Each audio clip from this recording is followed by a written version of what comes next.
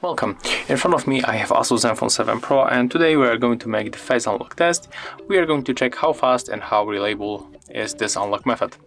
So the first try I'm going to make to check if I'm sitting in a good position. Okay, it recognized my face. So let's go, let's make 5 tries and just see what is going to happen.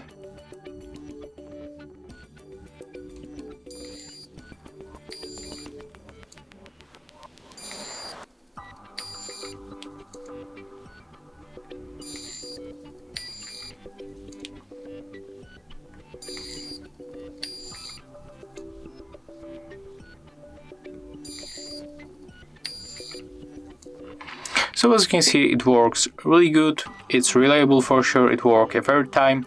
It's not that fast like on the new Samsung S21, S21 Plus and S21 Ultra and other the flagship smartphones, because here we have, you know, the flip camera, so it takes a few moments to rotate and then recognize our face, but for sure it's really cool, it works. But to unlocking your Zenfone 7 Pro really fast, I can recommend you to use the fingerprint sensor. As you can see, it's definitely faster than the face unlock.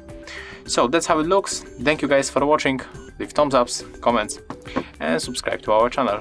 See ya!